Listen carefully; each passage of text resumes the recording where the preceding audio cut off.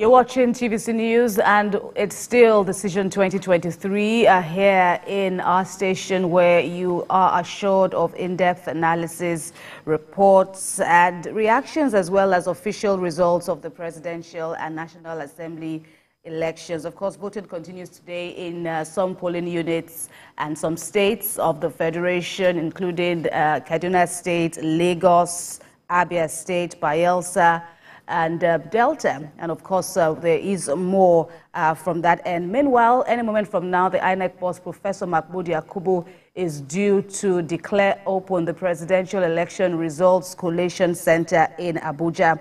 And attention has also shifted, and we're getting live pictures now. That's the International Conference Center in Abuja. Of course, you can see all preparations going on. Earlier on, Professor Yakubu had addressed journalists on Saturday, intimating them on how the agency addressed the hitches it recorded during Saturday's elections. And it was at that point he also declared that voting will continue today in some states. Of course, attention has also shifted to the states now, where collation centers have also opened this time around for results of other elections. But for the presidential election, that official result will only come from that point there, the International Conference Center, which, of course, will be declared open by the INEC chairman, Professor Mahmood Yakubu, any moment from now. In the meantime, we've still got analysts at this time, Bola Oba and Olusegun Okwade. It's good to have you both, still with us. We appreciate you both for your insights on Decision 2023. And earlier on, we were speaking about the implications of fake news during the elections. Now we understand that the first PRO, Olumuyiwa Ogunjo Adejobi, has alerted Nigerians against fake results, which are also, circulating as we speak. It's almost inevitable in the age of social media to have the bastardization of information on social media platforms. I basically enjoin people that in so much as social media platforms are invaluable assets for people who want to do good, we must also approach social media platforms with a modicum of conservatism and reticence. That is not everything that you see on social media platforms that you take for gospel. It's easy. The editing process is almost nil. I could wake up today, depending on my mood, and just post that I just did a birthday for Yeleja yesterday, put pictures of her dancing. For all you care, only people who know me will say, but he had always said this woman had passed on. So we must be very, very careful. And that dovetails too to the point I was making before we went on the elongated break, that we just look, even some things that ordinarily wear the coat of credibility, the way sometimes people use them on social media platforms, the way they use them. Indeed, many people who may even have set out with a positive motive, the way that the purpose, the positive motive with which they set out could be inflected negatively in the age of social media is easy, very easy, and speaks to doctored information, speaks to polling that is, as we speak, running against the reality of our environment. And you see, the unfortunate part of it, again, in Nigeria, is that many of us who are privileged to carry a smartphone can write in English and are urbanites. Many of us think that we constitute Nigeria.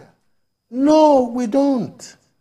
The majority of Nigerians, look, typical example, there are 140-something million telephone lines in Nigeria. One of the, this thing on the continent of Africa, 143 million telephone lines, going to 144 million telephone lines in Nigeria. Only 30 million are running smart devices. So remove 30 from 140, you will discover that more than 110 million are still the people using the palaces. And they are not in the game of posting the rubbish that people use to manipulate opinions in most of our urban centers. So I really would want to encourage anybody watching that when you see stuff on social media, just tell yourself, it's looking like what they say it is, but I would seek some background information to reconcile the veracity of what is seen relative to what is being suggested is. Right, and isn't it interesting, Olusegun, that, you know, that we're even seeing the police now reacting to this this kind of crime. You know, when I say crime, I'm not talking about, you know, somebody, you know, running away with ballot boxes, but now this is also a formidable enemy, isn't it? This issue of fake news, especially now that, you know, everyone is, you know, waiting with bated breath on who is the president. Of course, like we said, majority of the people operating on the social media capitalize on every opportunity that they have. As we speak, I can say for certain individuals, tension is on the high rising because everybody wants results.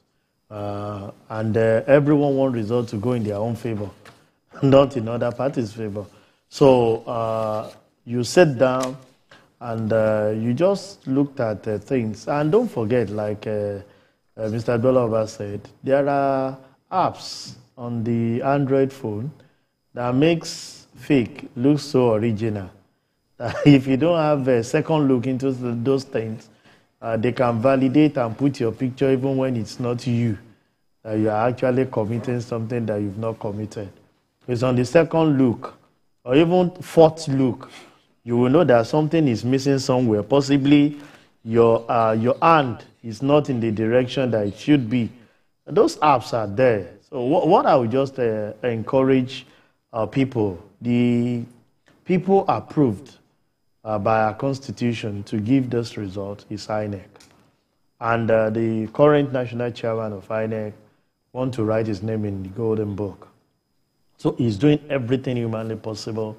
If the man has worked all out against all odds to make sure that the electronic ways of reporting scale through, which so many people are alluding to, and even the people that are saying that they have a voice, even on the social media, the man brought this credibility, and that's why you can say this is working.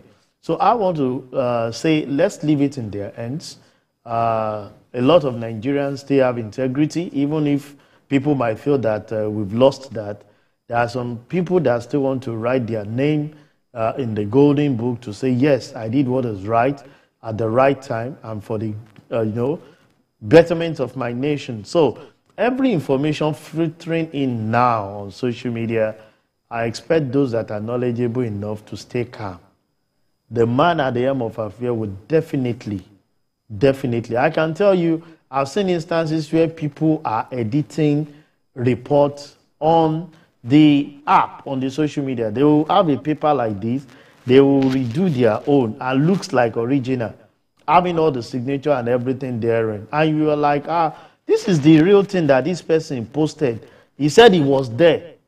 And like I keep saying, if someone is at a particular place at a particular time, on your GPS coordinate, which you don't have control over, most people don't do that. You get home, you remodify what you want to modify because you have the source document and go about distorting and raising tension. The police need to come out with it because it's inciting when you're given wrong information.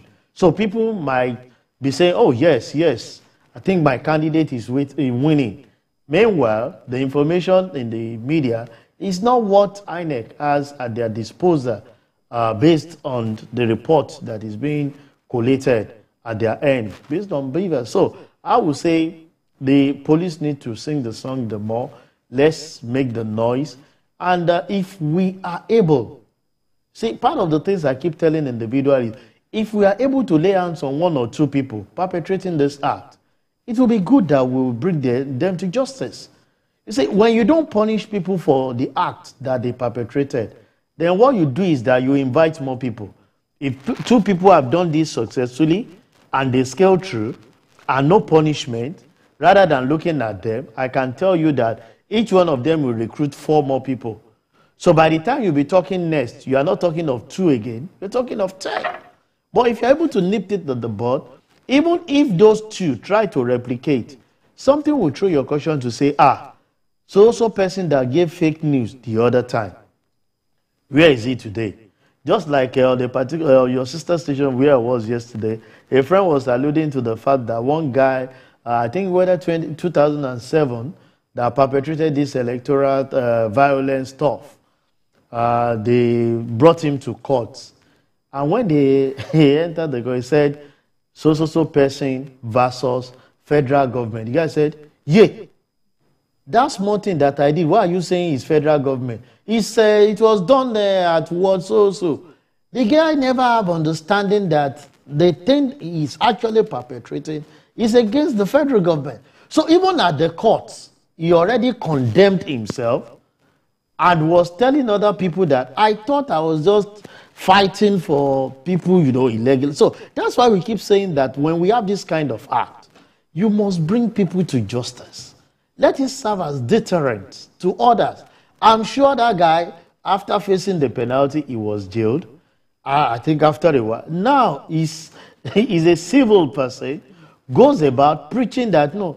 You see, that thing you are trying to perpetrate is not against that polling booth. The major actor here is federal government. And whatever you're doing is against the Constitution, and you can be held liable. So those are the things. But situation where we feel that some people are above the law, or the son or daughter, or someone doing this, he said, look at the way we are able to nip the criminality of spreading currency in the party. You don't need to pick all. You don't need to pick all. Pick 2, 3. When they picked about 2 or 3 people that were spraying the new currency, but before now it was a criminal act. But we're not looking that way. Even the high and mighty were doing it at several parties. But they were able to use 1 or 2 things. One, we just pray that you are not the scapegoat. But when you get someone to do that, I was at a place, one guy was overjoyous. And people said, are you okay? You want to spray money here? So it's the people that are actually cautioning them, because they know the implication that if you go about doing that, there is punishment for it. So until we start bringing individuals or people that are perpetrating that act, whether we want to say that it's against a political party or is in line with it, but we must bring people to justice, allow that to be. It will now serve as deterrent to other ones. Even you will see parents asking their words, this thing that you are sharing, have you validated it? Even if someone send it to you, please take caution. Because if they come and carry you, I will not follow you to station. No, I'm not asking you to spread news.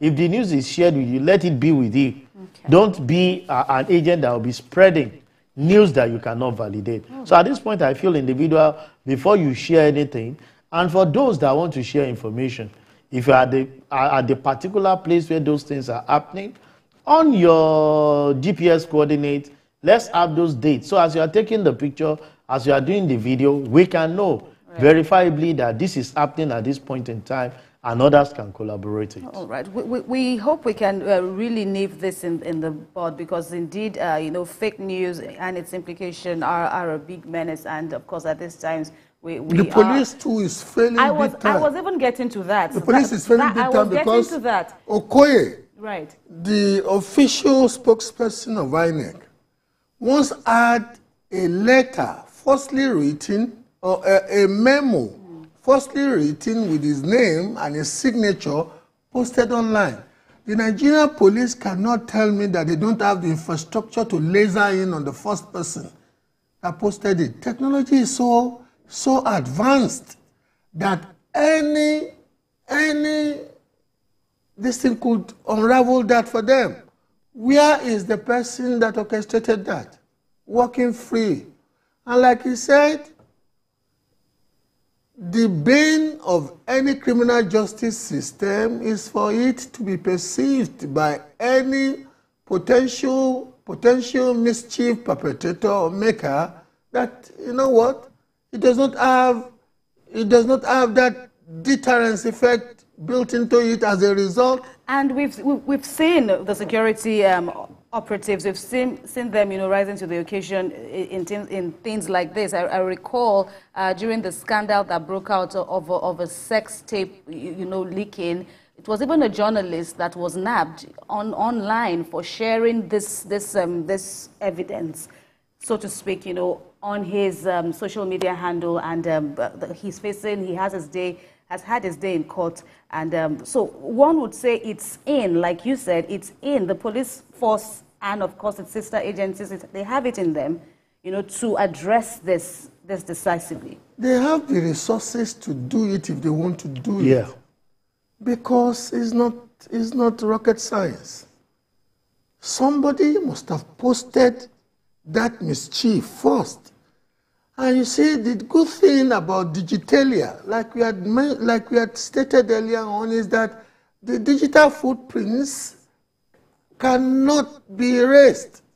It can be traced back.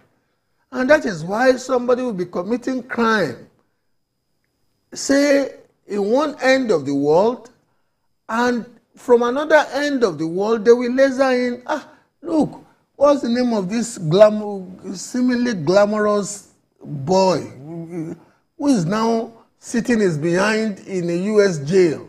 Hush Puppy? Hush Puppy. He was perpetrating his act in Dubai, UAE, in the Gulf, the Middle East. And the American criminal justice system tracked him and built evidences over time against him.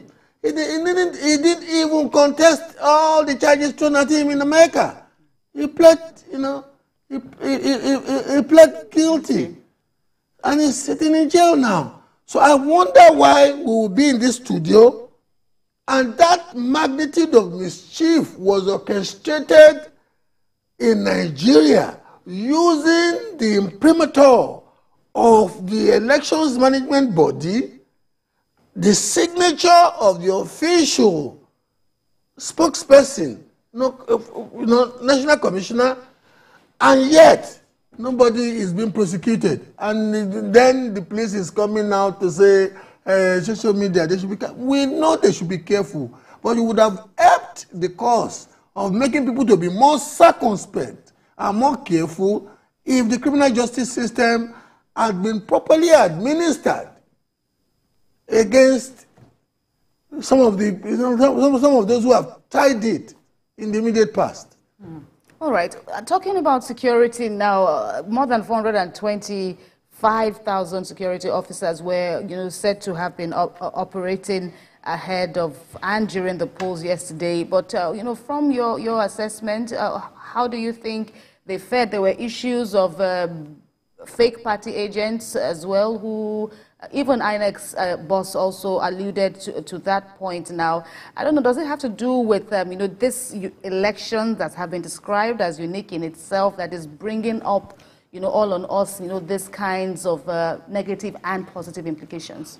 Yeah, I always say every election comes with its peculiarity and awareness. We get this awareness, continuously, and it's improving. I want to say that, number one, the number of police officers considering the peculiarity of a nation, is inadequate when it comes to this election. The other time, even if you had to make projections based on what we have, I'm sure we have over 173,000 polling units. So divide that by 523,000 members that we're talking about. How many do we have in a particular polling unit? Who are the people that we are parading, creating surveillance and the likes? That would have been sufficient if we have a good criminal system that have actually, checkmate the activities of those people that have been acting funny. Some of the talks you're talking about today that is creating unrest in our environment are known to some of these police officers. We should not hide away from it. But what steps have you taken to curb their menace so that it will not affect the activity during election like this? We shouldn't wait for election period before we react to some of the problems that we know is facing us at our face. They will not go and pick somebody who works in a corporate organization to come and create unrest out there. There are certain set of people, in fact, that's what they wake up, they sleep with, how to create unrest, bring instability into the environment. How are we coping the areas? See, those numbers would have been sufficient if the amount of people that are out to perpetrate that evil has been reduced. And the only way you can do that is by looking for people to punish. We must have a deterrent system, like Mr. Bola said, where when you perpetrate something, even this corruption we are talking about, we come up and say plea bargaining. Somebody is stealing 1 billion. You're asking him to return back 100 million. So what happened to the other 900? So individual can say, steal big, and they'll be able to have your way. So commit the crime, nobody is going to pick you. But situation where you discover that we used to know this man in our environment before, and he always create unrest. Can we pick him up? He's been picked up. And in the last 2-3 months, there has been enough peace in the environment. Even his lieutenant will definitely checkmate themselves, because there's nothing like freedom.